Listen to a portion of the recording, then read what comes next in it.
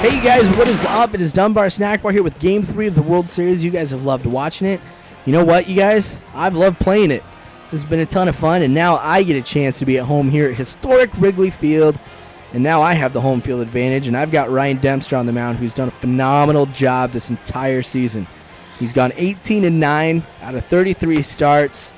Man, not something you'd normally see out of Ryan Dempster, but hopefully his regular season form here will also be here in the World Series for me. Now here we are, bottom of the first. On the very, very first pitch, I'm going to go ahead and I'm going to get a hit into center field with Castro, and you can kind of tell that every time Castro gets on first, there's always a chance I'm going to be going for the stolen base, and you know what? I'm going to be going for it here. So Castro going to second, ends up with the head first slide, and makes it in there. Definitely the guy I've been going to through the entire year to be able to get a good number of steals. Thank you, Castro. I need you to keep it up here in the World Series. All right, so on this 2-2 count here, remember I've got Castro over at second. This is going to be a high fly ball into left center. It's going to end up being caught. Castro, of course, is going to tag up and advance over to third. This is why I love having the quick guys on my team. So Castro 90 feet away from home now. Ramos Ramirez up at the plate. Always good stuff happening, especially when he hits it into left field like this. Gets the home run. We're talking a 2-0 lead here in the game. Now remember, we're only in the first inning, so plenty of game ahead, but I want to make this a big win. I mean, my first game here at home against the Yankees, I got to make a statement. Plus, if I can win the next 3 games, I can win the World Series at home. And I think that with a historic win like this of the World Series for the Cubs, remember, haven't been done since 1908, you've got to win it at home if you can. So Ramirez making this a little bit easier for me here. And also, too, if I come out with the win, we're talking about me leading the series 2-1. So that being said here, there's still a lot of cool stuff happening here in this game, especially with Alfonso Soriano trying to go with the steal.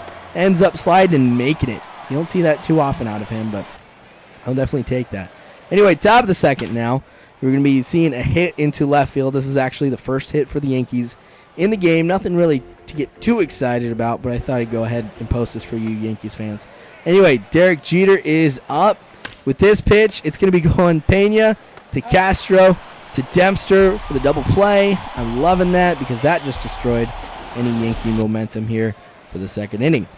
All right, so with the bunt, I told you guys this in the first game. I'll say it again in case you guys didn't see it. If you know somebody's going to be bunting, like if a pitcher's up or something like that, always throw it high and inside. They're going to pop it up like that, and you've got one out. Runner really hasn't advanced at all, so it kind of hurts the computer more than anything else. It also hurts when you got runners at first and third like I do here. Well, actually, the Yankees do here right now. So with one out, Yankees are definitely threatening to be able to get the score. So we may not be talking about no runs. Castro bobbling this one, not able to get it. Can't throw to second, can't throw to first. So what should have been an inning-ending double play ends up being an error that allows 1 run and the chance for more runs to be put on the board here for the Yankees. Now, with A-Rod up here, the Yankees are going to try something a little bit different. They're going with the double steal. Fortunately, I use my skills as a catcher. I kind of said that as if I was super cool. But anyway, as a catcher, you always got to know where the runners are, of course, and if they steal, you know, what kind of situation you'd be looking at here. So fortunately, I was able to smarten up, throw it over to third because my instinct was to throw it towards second. A-Rod getting a hit in the right field. That's going to score 1 run here. So A-Rod getting his first RBI of the game, and he continues to destroy me. Talking about a tie game now. Momentum is in the Yankees' favor. That's not cool. I really underestimated A-Rod. Destroyed me in the first game with that walk-off home run. And now he's just killing me in this one here, too. Granted, that was like his first or second at bat, but whatever. Anyway, you can see Ryan Dempster's rattled. A lot of times I'm going to leave my pitcher in here in this case because if I pull the or if I bring the manager out here to the mound here, I can only do that once to calm him down for composure or increase his stamina. And with there being 6 innings left in the game, there's still a lot of time for something to happen that, you know, I might need somebody to calm him down later on. So I don't necessarily want to use it quite yet. You got to regulate that as best as you can and kind of be smart on when you call the manager out. So, I don't know. Because if they get another run here, which they don't luckily with the strikeout, but if they would have gotten another run, then I might have considered it, because I can come back from 1 run here. Bottom of the 3rd, this hit into left field is going to allow me to have runners on first and second. All right, so it's kind of more to left center, but you guys know what I mean. Oh, anyway, Alfonso Soriano up at the plate. This hit, which goes into extreme right field, is easily going to score 1 runner. We're going to be talking about going 2 the way that he's taken forever to throw it in. And Alfonso Soriano has a stand-up triple as the Yankees don't even try and contest any of the runners. Man, 4-2 lead here now. So that 2-run lead is back in my favor. I would have felt a lot better about a 4-0 lead. Yeah, Castro, I'm calling you out. But I'll take 2 runs. Not too bad. So thank you, Soriano, for that triple. Man, if it was Castro, I might have tried to go for an inside-the-park home run or something like that with the amount of time that they took. Anyway, this hit here, we're talking about 1 more run as that fly ball is going to end up being short. So 5-2 here now. 3-run lead's a lot cooler than a 2-run lead. I don't know. I'm liking how this is going. I got to keep this offensive production going, and I need Ryan Dempster to keep holding the Yankees back. Anyway, so still bottom of the 3rd, but it's not one of those highlights that I like to post on here. Yankees get the double play, and that's going to end it for me. All right, so bottom of the 4th now. Colvin gets this hit into right field, ends up going to the warning track here. Thought about maybe going over to the 3rd, but I didn't want to necessarily risk anything quite yet. You got to play really, really smart in the World Series, and by playing really, really smart, sometimes it means you don't take those risks that you usually did during the regular season. Now, granted, I go back and I take a look at this, and I think it would have been really dumb if I went to 3rd, so I'm glad I was playing smart. Anyway, Brett Gardner up here to the plate. Now, Ryan Dempster has had a pretty good game so far, and that's not a surprise because 18-9 is really nothing to scoff at here.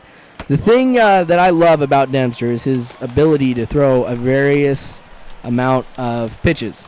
I mean, he's got a good splitter, he's got a good slider, he's got a couple fastballs you can choose from, and he's got the circle change. So that being said, with Dempster, I can really throw a lot of different pitches at the Yankees here. Now, the one thing about Dempster, though, is he really doesn't have that great of stamina. And that's something that's kind of hurt him through the regular season. Because I didn't get to keep him in there as long as I'd like, but I've kind of prepared for this by not having used my bullpen too much in games 1 and 2. So I'm cool if I need to go to the bullpen, not just for this game, but also future games down the road. Now, with the Yankees, I don't know. If they keep using their bullpen like they have, that might be a tremendous weakness for them, and that might be what kind of wins this World Series for me. Anyway, A-Rod up at the plate. Man, a shot in the right field. Are you guys surprised by that? I don't think so. I mean, anytime I show A-Rod here now, you got to figure something cool is going to happen with him. Come on, do it. Get it in here. Oh, man. A triple. A triple from A-Rod. Oh, man. That's not cool. This guy's doing everything against me here in this series. There's no stopping him. Man, I wish I could find a way to pick him up here in this game. Only he played like this. Anyway. All right. So, Ryan Dempster overall, too, here in this game, hasn't had too many strikeouts. I mean, you guys have noticed I really haven't done too many strikeout highlights. Really, Ryan Dempster's success has been able to get the ball on the ground for my infield to get the easy out. I'm not the kind of guy who takes a look at strikeouts and figure that is what determines a good pitcher. I always take a look at the ratio between pop-ups and ground ball outs. I think somebody, if they got mediocre, strikeout statistics, but they've got a really high ground ball ratio, where they're forcing the batters to hit it on the ground, man, I'll take a pitcher like that any day. Because with strikeouts, who knows? Maybe you're just in a division here where the hitters aren't that great, but the ground ball, that's the one thing, or I shouldn't say the one thing that you can completely control, but it's one thing that a pitcher can control pretty well. So I like looking at some of those different statistics. I mean, I wouldn't call myself necessarily a sabermetrician or anything like that by looking at some of the more advanced statistics, but I like looking at stuff like that when I go ahead and decide what guys I want to have on my team. All right, that being said here we are in the 7th. Now, this just looks like your normal ground ball single, right? Wrong. It actually ends up being something ridiculous. I should do an episode just called the MLB 2K Glitch and show you all of these things, because this ball not only goes through his glove, but it also goes through his armpit. That's ridiculous. Anyway, I don't know. Like I've been saying, I hope it gets fixed. But that's kind of weird because game 1, I think it was game 1, you got Derek Jeter who goes ahead and gets that double play by getting the ball thrown to him through the glove. And then I also had a highlight that I posted on Machinima. Do I call them highlights? I don't know. But anyway, so I'm going to dive for a ball, and it goes right into my glove, but it just falls right on through, and we're talking about inside the park home run. So, man, these glitches are ridiculous. I think I've had a glitch every single time I played the game recently and posted something on YouTube. That's ridiculous. Anyway, 0-2 pitch to A-Rod.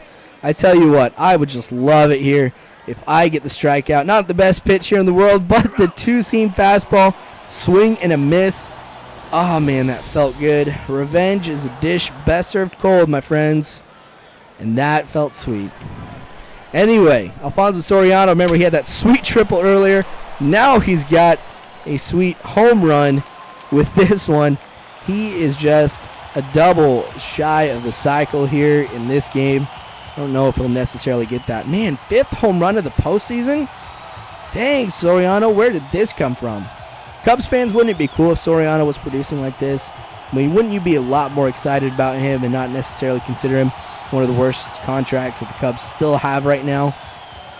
Dang, 5. And they've all come at good times here too, but what I'm loving, though, is this is just expanding my lead. So we're getting late in the game here, of course. Not too much game left. So anything I do here might just go ahead and seal the deal for us, because I don't think the Yankees are going to be able to come back from anything like this. Anyway, so here we are, bottom of the 8th still. On the very, very next pitch, Giovanni Soto hitting this one into right field. So we got a home run in left field from Soriano. Soto getting a home run in right field. So, man. Now, if you were the Yankees, how would you feel at this point? Now, granted, I know I'm playing the computer, so it's not like the computer can feel. I mean, I don't even know if they have some kind of algorithm, for momentum or anything like that, or for morale or whatever, but back-to-back home runs in the World Series, your first time in the World Series playing away from home. I wonder if this influences you at all. Of course you understand as a baseball player, stuff happens, and the stuff that happens aren't necessarily always good. But back-to-back home runs, jeez. I'm loving the power hitting of the Cubs. I'm definitely going to miss this here. But granted, as the Tigers, I'm going to have some power hitting there as well. So who knows? Maybe we'll be seeing another season with a lot of power hitting. Anyway, DeWitt getting this one here into right center. Now, ends up only being a single. Nothing really too exciting about that here, except for the fact that it's just another hit.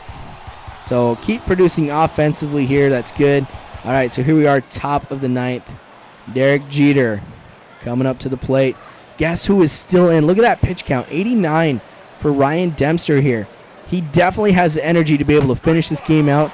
I want to see if he can, because I really didn't have too many complete games with Ryan Dempster, and I think it'd be super cool if I can get Ryan Dempster's possible last start here a complete game. Not something he was able to do too often.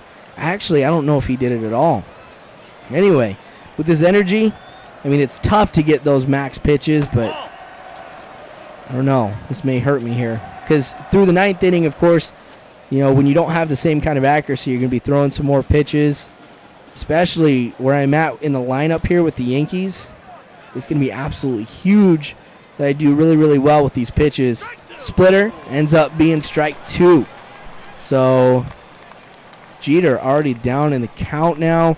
We're talking about 1 ball, 2 strikes here to Jeter. 84-mile-an-hour fastball or splitter.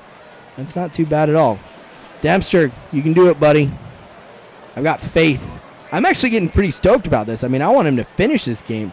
I've got people warming up here just in case. Slider ends up being strike 3. Jeter just watches that one go by him here for strike 3.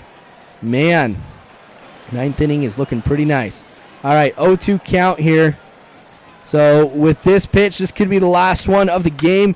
Ends up being a ground ball to DeWitt. Thank you for not bobbling it, buddy, and throwing it over to Pena for the out.